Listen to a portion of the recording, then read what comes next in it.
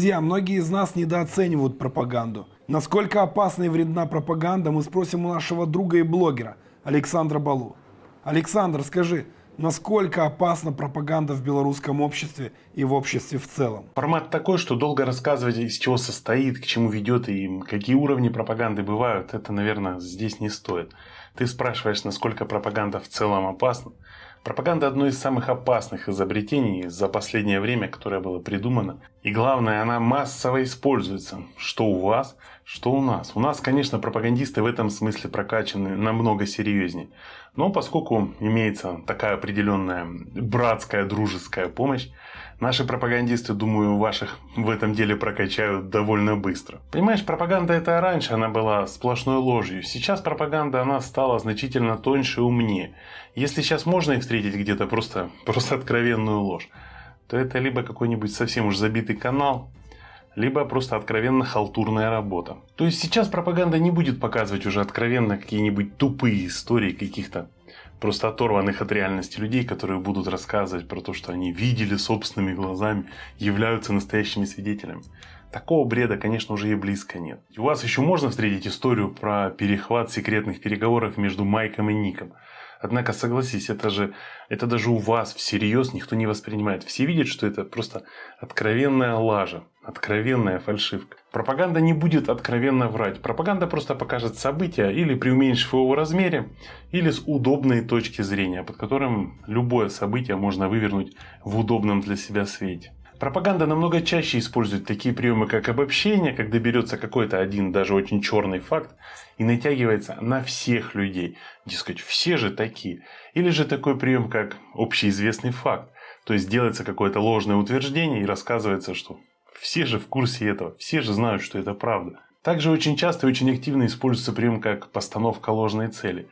Когда какая-нибудь совершеннейшая дрянь, какое-нибудь преступление оправдывается заботой о людях, безопасностью, целостностью государства, заботой о детях, очень любят оправдать свои подлые поступки.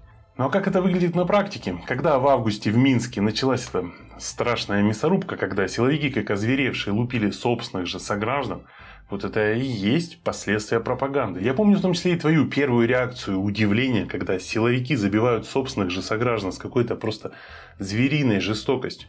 А им рассказали просто, их убедили в том, что перед ними не сограждане, не братья, можно сказать, которые живут по соседству, в тех же домах, на тех же улицах, а перед ними откровенные враги. А пропаганда именно так и работает. Она расчеловечивает людей и убеждает их, что вот эта дрянь, вот эта гадость, вот эти преступления – это дело хорошее, правильное и нужное государству. Я, конечно же, ни в коем случае не оправдываю этих самых силовиков, которые все это творили. Потому что голова на плечах нужна не только, чтобы шапку носить, а иногда и думать ею полезно. Но все же для меня вполне очевидно, что это и есть последствия массовой, агрессивной и, главное, государственной пропаганды. Это ж надо убедить людей в том, что толпой забивать одного безоружного человека дубинками – это и есть долг, это и есть честь, это и есть, не знаю, гордость мундира. Ну а как это выглядит на телевидении? Ну, достаточно сказать, что обычно информация, средства массовой информации стараются работать, во всяком случае, если уж называют себя журналистами, более-менее объективно, показывая картину мира, ну пусть не во всем ее разнообразии, но стремясь к этому. А в пропаганде не так. В пропаганде четко, очень последовательно и очень мощно показывается только одна сторона. А вторая сторона дела всегда выставляется в каком-нибудь комичном, глупом или совсем уж идиотском виде. Что я думаю о том, что люди вышли на улицы в знак протеста, и насколько это будет регулярно, и насколько они будут выходить в дальнейшем. Сказать о том, насколько это будет в дальнейшем, я не берусь. Это покажет только время, и, соответственно, здесь очень много неизвестных и переменных. Насколько будут давить, насколько будут угрожать людям, в общем, здесь всего и не учесть, поэтому это только время покажет. Но насчет того, что вышли, люди имеют право выходить и отстаивать свою позицию безоружно, мирно. И для этого по Конституции даже никакого согласования не надо. Все эти антикоронавирусные меры, это, конечно, сейчас напринимали. И сейчас, конечно, людей будут прессовать именно вот по этой теме.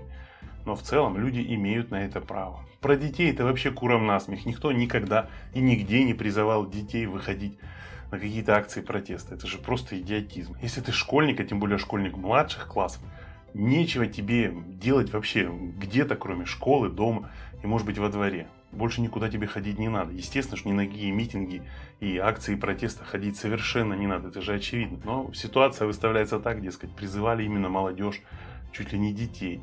Сколько вышло людей, на мой взгляд, учитывая зиму, учитывая все эти ограничения, учитывая сплошную неразрешенность этих мероприятий, людей вышло даже более чем достаточно. Хотя, конечно, их было не так много по количеству. Ну а насчет того, что все эти телевизионные головы рассказывают, что изменений в стране можно добиваться и в рамках правового поля, в рамках политического процесса, но мне бы тоже хотелось, чтобы все это происходило именно так, чтобы были все допущены до выборов, чтобы не было никаких ограничений, этих каких-то барьеров процентных, тем более вот этот муниципальный фильтр. Это же просто абсурд на абсурде. Люди очень давно и уже очень сильно переходят в состояние правового нигилизма, потому что они не видят своего представительства ни в парламенте, ни даже в каких-нибудь областных и городских думах. Они просто не видят никакой связи между своими проблемами и вот этим огромным количеством чиновников, которые живут, существуют в каком-то параллельном мире, в параллельной реальности. Им глубоко наплевать на права, да, собственно говоря, и на проблемы простых людей. Поэтому это два совершенно разных мира. Жизнь людей и жизнь чиновников. Естественно, что подобный разрыв не ведет ни к чему хорошему, ни к улучшению и решению проблем простых людей, ни к тому, что чиновники вообще станут заниматься чем-то подобным, ни к улучшению жизни страны в целом. Поэтому это противоречие, этот смысловой тупик, он не будет разрешен, он будет, как мне кажется, только нарастать. Огромное спасибо, Саш, за комментарий. Ну а мы возвращаемся в студию.